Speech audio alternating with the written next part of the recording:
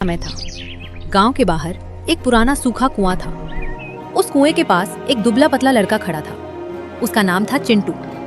उसके कंधे पर एक फटा हुआ झोला लटक रहा था। गांव वाले उसे हमेशा पागल कहते थे। तभी दो आदमी वहां से गुजरते हैं और चिंटू को देख हंसने लगते हैं। अरे देखो इस पागल को, दिन भर जंगल में भटकता रहता है और रात को इस सूखे कुएं से बातें करता रहता है।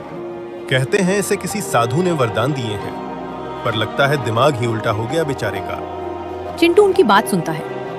लोग हमेशा वही देखते हैं जो सामने दिखता है, पर असली ताकत तो उस चीज में होती है जो समय आने पर काम आए। दोनों आदमी उसे घूरते हैं और सिर हिलाते हुए चले जाते हैं। गांव में कोई नहीं जानता था कि इस गरीब लड़के की कहानी कितनी अजीब थी। चिंटू आसमान की ओर देखता है। सब मुझे पागल समझते हैं, लेकिन एक दिन ये दुनिया देखेगी कि असली समझदारी क्या होती है।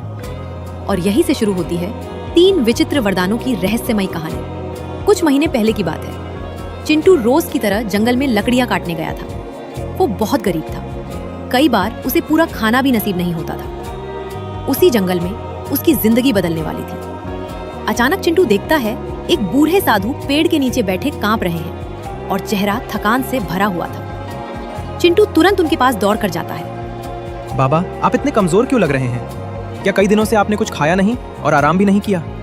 बेटा, कई दिनों से मैं इस घने जंगल में भटक रहा हूँ। शरीर अब बिल्कुल साथ नहीं दे रहा। चिंटू बिना एक पल सोचे अपना झोला देता है। उसमें बस 2 सूखी रोटियां होती हैं। वो दोनों रोटियां साधु के सामने रख देता है। बाबा, मेरे पास देने के लिए बस यही है, पर आप खा लीजिए, मैं आज पानी पीकर सो जाऊंगा। साधु हैरान होकर उसे देखते हैं। उनकी आंखों में आंसू आ जाते हैं। गरीबी के बावजूद चिंटू का दिल बहुत अमीर था। खाना खाने के बाद साधु को नींद आने लगती है। चिंटू उनके पैरों के पास बैठकर धीरे धीरे उनके पैर दबाने लगता है। जब साधु उठते हैं, उनका चेहरा चमक रहा होता है। बेटा, तूने बिना किसी स्वार्थ के मेरी सेवा की है। मैं तेरे दिल की सच्चाई से बहुत प्रसन्न हूँ। मांग जो चाहे मांग ले। मैं तुझे इतना धन दे सकता हूँ कि 7 पीढ़ियां आराम से जिएं। चिंटू की आंखों में कोई लालच नहीं होता। साधु को लगा अब ये लड़का सोना, महल या अमरता जरूर मांगेगा। उन्हें विश्वास था अब ये लड़का धन या शक्ति ही मांगेगा। बेटा, तू चाहे तो मैं तुझे सोने का महल दे सकता हूँ, अथाह धन दे सकता हूँ, अमर होने का वरदान। चिंटू कुछ पल चुप, लेकिन जो हुआ वो सुनकर साधु भी स्तब्ध रह गए। बाबा, मुझे न धन चाहिए, न महल चाहिए, न अमर होने का कोई लालच है। साधु चौंक जाते हैं। फिर बेटा, ऐसी कौन सी चीज है जो तू इन सब से ज्यादा चाहता है? बाबा, मुझे ऐसा वरदान दीजिए कि मैं जब चाहूं एक छोटी सी चींटी जितना छोटा हो सकूं। कुछ पल के लिए जंगल में सन्नाटा छा जाता है। साधु का चेहरा गुस्से और आश्चर्य से भर जाता है। अरे मूर्ख लड़के, चींटी बनकर क्या करेगा? लोग तुझे पैरों तले कुचल देंगे और तुझेगा। तू हाथी जैसी ताकत मांग, शेर जैसा साहस मांग, ताकि दुनिया तुझसे डरकर तेरा सम्मान करे। लेकिन चिंटू की आंखों में अजीब विश्वास होता है। बाबा, बड़ा बनकर दूसरों को हराना आसान होता है, पर छोटा बनकर हर खतरे से बच निकलना ही असली बुद्धिमानी है। साधु चौंक जाते हैं। दुनिया में जो झुकना सीख जाता है वही हर तूफान से सुरक्षित निकल पाता है। साधु गहरी सांस लेते हैं। तू सच में अजीब है लड़के, लेकिन जैसा चाहता है वैसा ही होगा। जब चाहे तू चींटी जितना छोटा हो सकेगा। पहला वरदान मिल चुका था। पहला वरदान देने के बाद भी साधु को उम्मीद थी कि अगली बार ये लड़का समझदारी दिखाएगा। चलो बेटा, अब दूसरा वरदान मांग। इस बार कुछ ऐसा मांग ले जिससे तेरा जीवन आराम से कट सके। मैं तुझे ऐसा वरदान दे सकता हूँ कि तुझे कभी भूख न लगे और तुझे भोजन की चिंता कभी न करनी पड़े। चिंटू कुछ क्षण सोचता है। बाबा, मुझे ऐसा वरदान दीजिए कि मुझे कभी खाना ना खाना पड़े, सिर्फ उसकी खुशबू सूंघकर मेरा पेट भर जाए। साधु का मुंह खुला रह जाता है। वो जोर से हंस पड़ते हैं। तू ऐसा वरदान मांग रहा है जिससे तू जीवन भर भूखा रहेगा और तुझे कोई बचा भी नहीं पाएगा। बाबा, गरीब आदमी के लिए खाना सिर्फ स्वाद नहीं होता, वो मेहनत, पसीना और कई रातों की भूख से मिलता है। साधु का चेहरा धीरे धीरे शांत हो जाता है। खाना खाने के लिए कमाना पड़ता है, लेकिन खुशबू सूंघने के लिए सिर्फ सांस लेनी पड़ती है। मैं भूखा रह सकता हूँ बाबा, पर मजबूर होकर किसी के सामने हाथ फैलाना नहीं चाहता। उनकी आंखों में समझ आ जाती है। तू अजीब जरूर है बेटा, पर तेरी सोच में एक गहरी सच्चाई छिपी हुई है। तथास्तु, अब खुशबू ही तेरा भोजन बनेगी और तेरा पेट भर देगी। दूसरा वरदान भी मिल चुका था, लेकिन अब बस एक आखिरी वरदान बचा था। उन्होंने आखिरी कोशिश करने का निश्चय किया। बेटा, ये आखिरी वरदान है। अब तो कुछ ऐसा मांग ले जिससे तेरा भविष्य सुरक्षित और जीवन सुखी बन सके। तू चाहे तो मैं तुझे राजपाट दे सकता हूँ, अनंत धन दे सकता हूँ या अपार शक्ति दे सकता हूँ। चिंटू शांत खड़ा रहता है। उसकी आंखों में वही विश्वास होता है। बाबा, मुझे ऐसा वरदान दीजिए कि मेरी आंखें जमीन के 10 फुट नीचे तक साफ देख सकें। साधु एकदम चौंक जाते हैं। उनका चेहरा निराशा से भर जाता है। अरे पागल लड़के, जमीन के नीचे क्या मिलेगा? वहां सिर्फ मिट्टी, पत्थर और कीड़े ही तो रहते हैं। तू ऊपर देखना क्यों नहीं सीखता, जहां सोना, दौलत और अवसर तेरा इंतजार कर रहे हैं? बाबा, दुनिया हमेशा ऊपर की चमक देखती है, पर असली रहस्य और अवसर अक्सर जमीन के नीचे छिपे होते हैं। जो नीचे देखना सीख जाता है वही गिरने से बचता है और छिपे हुए खजाने है। तू सच में सबसे अजीब लड़का है जिसे मैंने अपने जीवन में नहीं देखा है।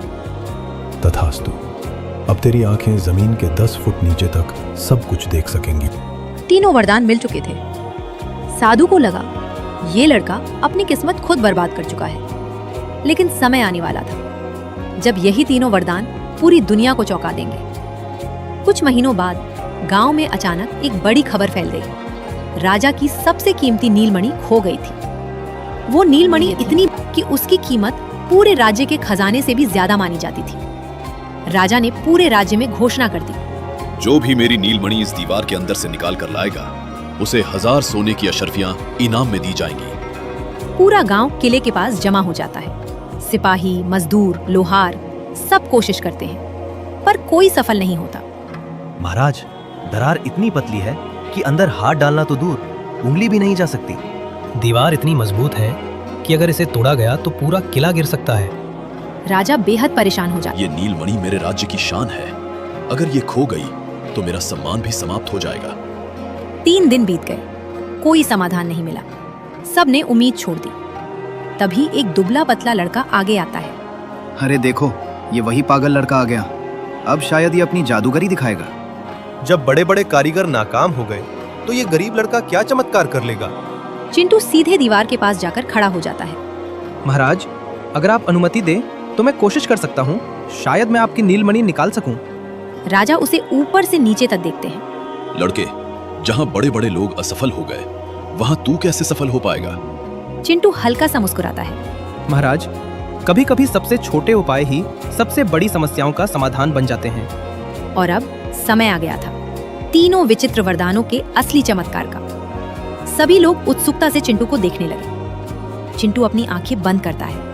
फिर अचानक उसकी आंखों में हल्की चमक आने लगती है। उसका तीसरा वरदान सक्रिय हो चुका था। कुछ क्षण बाद चिंटू आंखें खोलता है। वो दीवार को ध्यान से देखता है। महाराज, नीलमणि दीवार के अंदर एक पतली दरार में अटकी हुई है, लगभग 2 हाथ नीचे।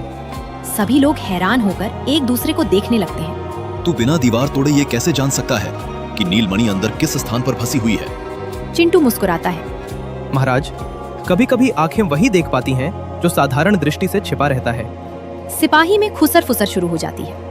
महाराज, शायद ये लड़का सच कह रहा है। इसकी आंखों में कोई अद्भुत शक्ति दिखाई दे रही है।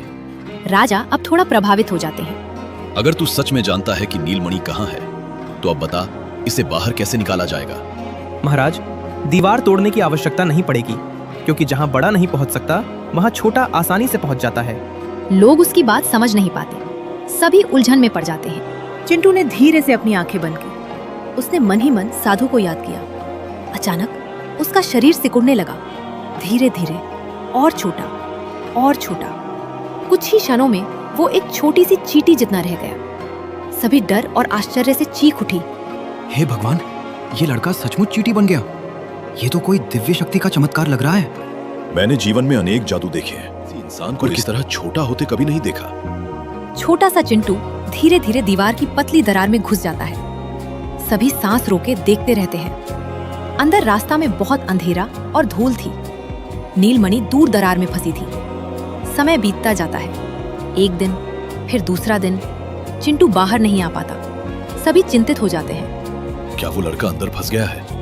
अगर वो बाहर नहीं आया तो हम भी बच जाएंगे। तभी एक बूढ़ा आदमी राजा से कहता है, महाराज, शायद वो भूख से कमजोर हो गया होगा। हमें उसके लिए भोजन की व्यवस्था करनी चाहिए। राजा तुरंत आदेश देते हैं। तुरंत सबसे स्वादिष्ट हलवा और पूड़ी बनाकर दीवार की दरार के पास रखो, शायद वो जीवित रहे। सिपाही खाना लाते हैं। गरम हलवा पूड़ी की तेज खुशबू दरार के अंदर जाने लगती है और तभी चिंटू का दूसरा वरदान काम करने लगता है। धन्यवाद बाबा, अगर यह खुशबू ना मिलती तो मैं भूख से कमजोर होकर कभी नीलमणि तक पहुंच नहीं पाता। खुशबू सूंघते ही उसकी ताकत वापस आने लगती है।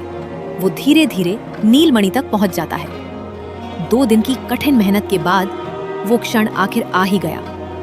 दीवार की दरार के अंदर चिंटू ने पूरी ताकत लगाकर नीलमणि को धक्का दिया। पत्थर थोड़ा हिला और नीलमणि धीरे धीरे बाहर की ओर खिसकने लगी। बाहर खड़ी भीड़ सांस रोके इंतजार कर रही थी।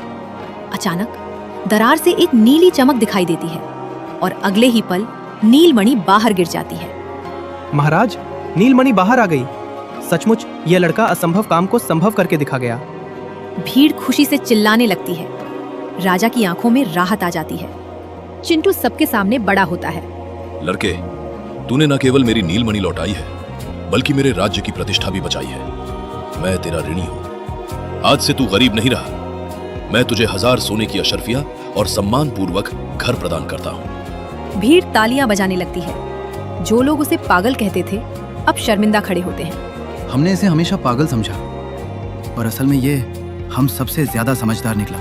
इसने साबित कर दिया कि बुद्धि और धैर्य से बड़ा संकट भी आसानी से जीता जा सकता है। चिंटू बस शांत मुस्कुराता है। दुनिया में सबसे बड़ी ताकत धन नहीं होती, बल्कि सही समय पर सही निर्णय लेने की समझ होती है। उसी समय दूर एक पेड़ के पीछे से साधु बाबा सब देख रहे थे। मैंने सोचा था ये लड़का मूर्ख है, पर इसने साबित कर दिया कि सच्ची बुद्धि लालच से नहीं आती।